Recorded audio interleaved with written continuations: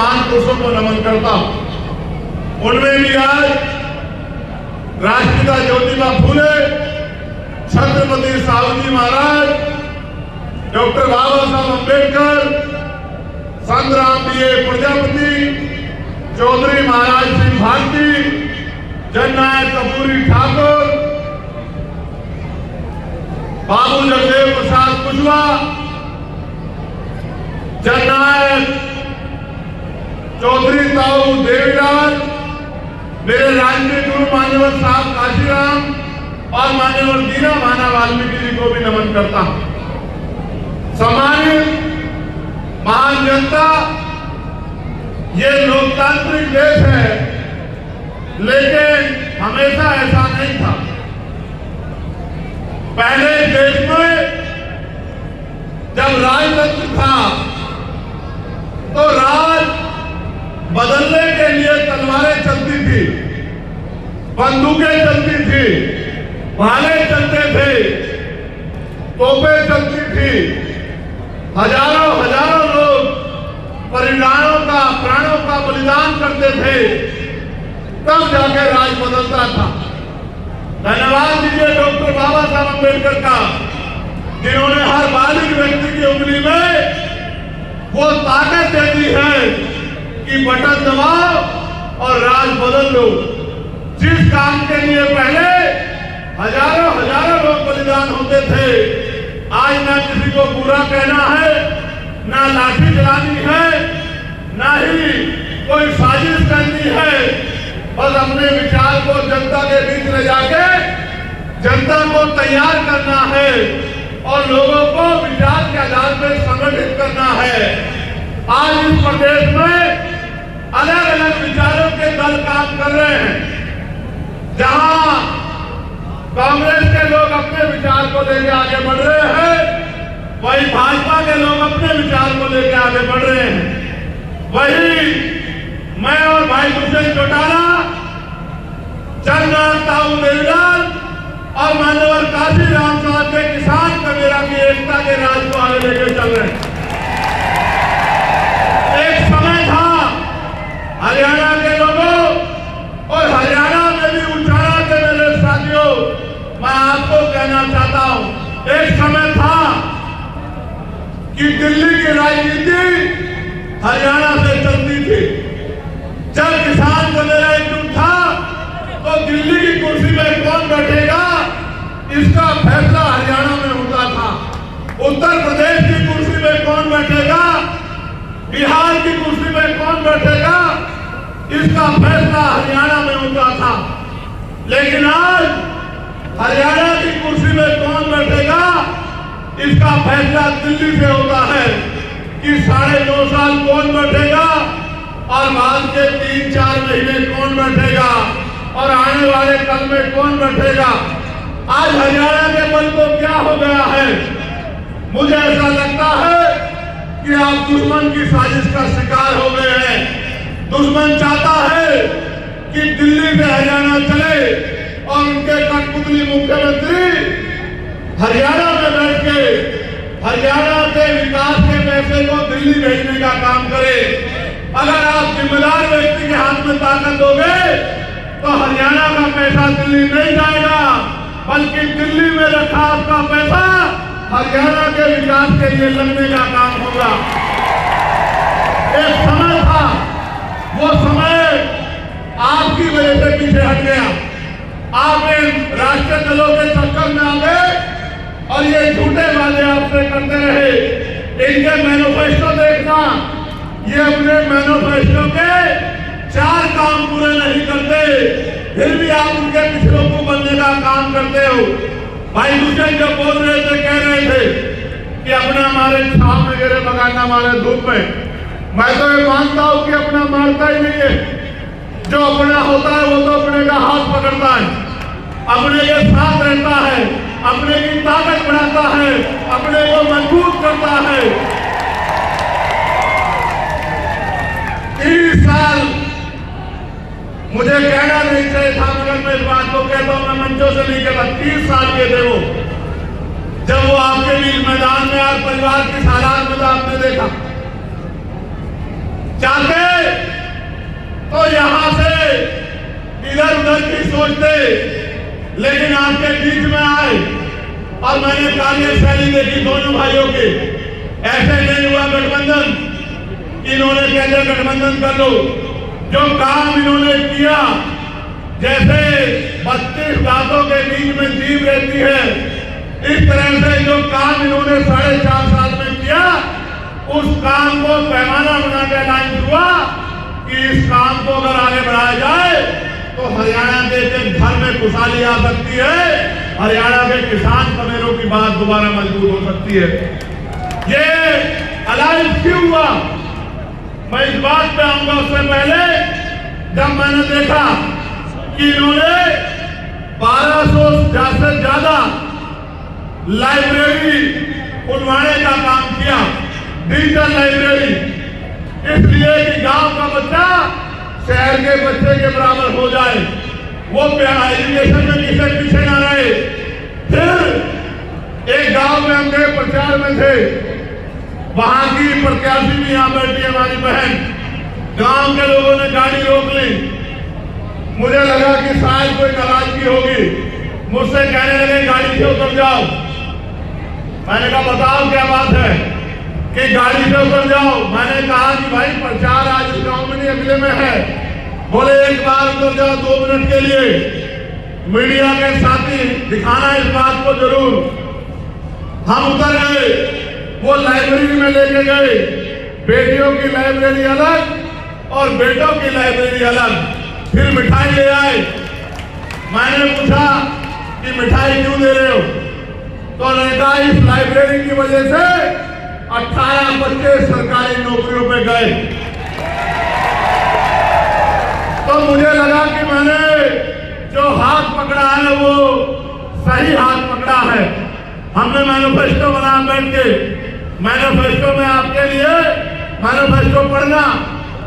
मैं नौजवान साथियों से कहूंगा जो बेरोजगार घूम रहे हैं, जो अच्छी शिक्षा चाहते हैं, यहाँ की जनता जो अच्छी हेल्थ चाहती है कि चिकित्सा व्यवस्था अच्छी हो, हमारा मैनिफेस्टो पढ़ना कि हमने अमीरों को ताकतवर बनाने के लिए मैनिफेस्टो बनाया या गरीब की कटती जेब को रोकने के लिए और गरीब के जेब में पैसे डालने के लिए मैनिफेस्टो बनाया। पढ़ना आप लोग। तो मैंने तो बात की इनसे, और बात की जो एहसास हुआ कि उनके मन में हरियाणा को लेकर एक सपना है। जिनके भरोसे चुनाव लड़ा, जिनके लिए दिन रात मेहनत की, जिनके लिए वोट मांगे, वो तो उसी दिन हाथ छोड़ के चले गए थे जिस दिन राज में आने के लिए सरकारें बनने का फैसला हो रहा था। उन्होंने भी उनके साथ आगे बढ़ने का निर्णय लिया। 6 महीने पहले सरकार छोड़ी। उजाना के लोगों आप बताओ, अगर सरकार छोड़ने के बाद क्या भाजपा की सरकार यहां गिर गई या चली? बताओ, गिरी या चली ना? तो इसका मतलब अगर ये परिवार, और मैं धन्यवाद दूंगा अमरजीत ढांडा जी का कि वो एक वफादार सिपाही की तरह उनके साथ खड़े रहे, अपनी पार्टी का झंडा पकड़ के रखा। मैं तो जानता हूं मेरे साथी यहां खड़े हैं, एक दिन मैंने जिस दिन उनसे कहा कि मुझे उजाना चाहिए, उस दिन से लेकर आज तक उन्होंने पीछे पलट के नहीं देखा और बिना एक कर दिया। तो ऐसे हालात में निर्णय लेकर आपकी सेवा के लिए आगे बढ़े। अभी आपने देखा 2 दिन पहले किस तरह का माहौल बनाया गया, गाड़ियां तोड़ने का प्रयास, डराने का प्रयास। आपको लगता है कि हम डरने वाले लोग हैं? आप बताओ, डरने वाले लोग हैं? हम तो वो है जो बंजर भूमि का सीना चीर के फसल उगाते हैं। हम किसान का मेरे लोग हैं, जहां जानवर भी नहीं रहता, अपने पसीने से खून से वहां महल बनाते हैं संघर्ष करके। हम तो संघर्षशील लोग हैं। इनके डराने से मैं डर जाऊंगा? इनको एहसास नहीं कि मैं जिनमें पैदा हुआ हो, अगर मुझे कील भी लगेगी तो वो इसका सारा जवाब वोट की चोट से देंगे। ये गलतफहमी में है। ऐसे गुंडे और ऐसी गुंडागर्दी मैंने बहुत बार देखी है। ये नहीं जानते कि मैंने तो आत्मसम्मान की लड़ाई लड़ते हुए, अपने लोगों की स्वाभिमान की लड़ाई लड़ते हुए 16 महीने जेल काटी है। कभी ऊप तक नहीं कहा।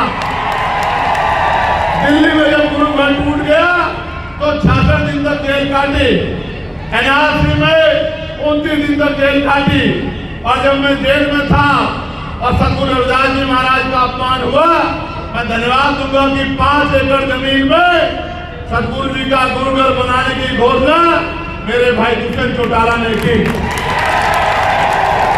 एक तरह की निकम्मी सरकारें, भाजपा की सरकार जो तोड़ने में हिस्सेदार थी, और दूसरे लोग जो ये कह रहे थे कि ये बन नहीं सकता है, तो आपकी ताकत थी कि सुप्रीम कोर्ट से भी और केंद्र की सरकार के जबड़े में हाथ डाल के उन्हें अपना गुरुघर छीनने का काम किया। मैं आपसे कहना चाहता हूं, मेरे लिए हर दिन संघर्ष है और मैं जो आज हूं वो आपकी बदौलत हूं। जब ये पूरी राष्ट्रीय पार्टियां मुझे हराने के लिए नगीना में एडी चोटी का जोड़ लगा रही थी, जो आपकी हितैषी होने का यहाँ दावा कर रहे हैं, वो आपकी मजबूत आवाज को खत्म करने के लिए एडी चोटी का जोड़ लगा रहे थे। चाहे इंडिया अलायंस के लोग हो या इंडिया अलायंस के लोग हो या अन्य पार्टियां हो, जैसे आपने उनकी वहां जमानतें जब्त करके हमारा लोहा मनवाने का काम किया था, उजाला में भी उनकी जमानतें जब्त करके भाई दुष्यंत जी को असेंबली भेजने का काम करना। जहां दिल्ली में खड़े होकर मैं आपके अधिकारों की रक्षा के लिए, किसानों के लिए, पहलवानों के लिए, तमाम तरह से अंतिम व्यक्ति के लिए दिल्ली में आवाज उठाने का काम करूंगा। आपकी ताकत बनके, आपकी लाठी बनके इन सामंतवादी सोच के लोगों को जो गुंडागर्दी कर रहे हैं, इनको जवाब देने के लिए मेरा भाई दुष्यंत जो है असेंबली में दहाड़ने का काम करेगा, आपकी ताकत बनने का काम करेगा। आप मुझे और दुष्यंत को अलग अलग मत मानना। आप जानते हैं हम स्वाभिमानी लोग हैं। अगर जवान देते तो जान देते, हाथ पकड़ते तो छोड़ते नहीं है। आपके ऊपर छोड़ रहा हूं, अगले 3 दिन मेहनत करना, गांव-गांव जाना, घर-घर जाना, लोगों से वोट की अपील करना, क्योंकि बाबा साहब अम्बेडकर ने कहा था political power is the master की। राजनीतिक सत्ता वो चाबी है जो आपकी सारी समस्याओं का हल कर देगी। अगर अगले 3 दिन आपने मेरी बात पे पहरा दे दिया और घर घर जाके अलग जगह दी और वोट की अपील कर ली, तो किसी की हिम्मत नहीं है कि आपका प्रत्याशी यहां किसी से पीछे रह जाए। अगले 3 दिन जिस तरह से आपने मेरी हर बात पे पहरा दिया है, अगले 3 दिन जुट जाओ, मेहनत करो, घर घर जाओ, बूथ मजबूत करो और 5 तारीख को ज्यादा से ज्यादा पोलिंग करा के एक एक व्यक्ति को बूथ तक लाके और अपनी वोट की चोट से एक क्रांति 5 तारीख को पैदा कर देना, जिसके लिए आपका धन्यवाद करने के लिए 8 तारीख के बाद मैं फिर से आपके बीच में लौटने का काम करूंगा। और मैं चैलेंज के तौर पे, टास्क के तौर पे आपसे कह रहा हूं, जिसका गांव, जिसका बूथ सबसे मजबूत होगा, सबसे पहले धन्यवाद कार्यक्रम उसी के गांव में होगा। ये जिम्मेदारी मैं आपको दे रहा हूं। मैं आखिरी बात आपसे कह रहा हूं, मान्यवर साहब श्री काशीराम कहते थे कि तमन्ना अगर सच्ची हो तो रास्ते 1000 होते हैं, तमन्ना अगर झूठी हो तो बहाने 1000 होते हैं। हमने सच्ची तमन्ना से एक चिराग जलाया, एक पेड़ लगाया है, उसको सींच लो। 5 तारीख तक एक ऐसा वृक्ष बनेगा, अगले 30-40 साल तक किसी दूसरे की जरूरत नहीं पड़ेगी। आपको फल भी देगा, छांव भी देगा, आपकी सुरक्षा भी करेगा। और एक बात जिम्मेदारी के तौर पे मैं भाई दुष्यंत से कह रहा हूं, ये लोग आज हरियाणा में अगर किसी की तरफ भविष्य के तौर पे देख रहे हैं तो आपकी तरफ देख रहे हैं। ये जिसका हाथ पकड़ते हैं ये उसका हाथ नहीं छोड़ते। मैं आपको जिम्मेदारी के तौर पे कह रहा हूं, जब आपकी लड़ाई लड़ने के लिए मैदान में उतरे हैं तो बहुत सारी आंखें इनकी तरफ भी उठ रही हैं। आप इनको खड़े होके दोनों हाथ उठा के विश्वास दिलाओ कि जहां इनका पसीना पड़ेगा आप इनके लिए खड़े होने का काम करोगे। फिर मैं आपसे कहता हूं, आप एक कदम चलोगे, ये स्वाभिमानी लोग 100 कदम चलोगे। चलोगे नहीं चलोगे बताओ? मैं उचाना को पूछ रहा हूं, इस पगड़ी की लाज रखोगे नहीं रखोगे? अपने लोकप्रिय नेता को जिता दोगे नहीं जिता दोगे? गांव गांव में अपने बूथ को मजबूत कर दोगे नहीं कर दोगे? और भाई दूसरे के सर में दोबारा से पगड़ी सजा दोगे नहीं सजा दोगे? और यही मैं अपने गांव तक पहुंचा हूं, यही सम्मान होगा अगर आपने 5 तारीख को अपने अपने बूथ को मजबूत कर दिया। तो मैं लिख के देता हूं कि आपकी शक्ति का लोहा, आपकी शक्ति का लोहा मजबूत हो जाएगा। अभी मेरे बाद आज की सभा में आशीर्वाद के रूप में श्री अजय सिंह जी बोलेंगे।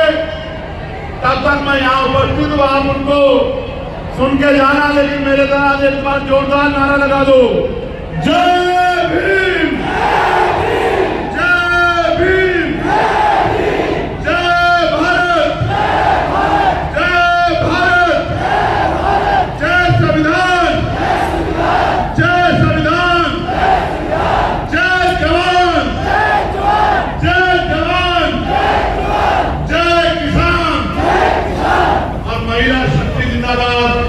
आप सबके लिए मंगल कामनाएं। बहुत बहुत धन्यवाद, आप सभी का आभार।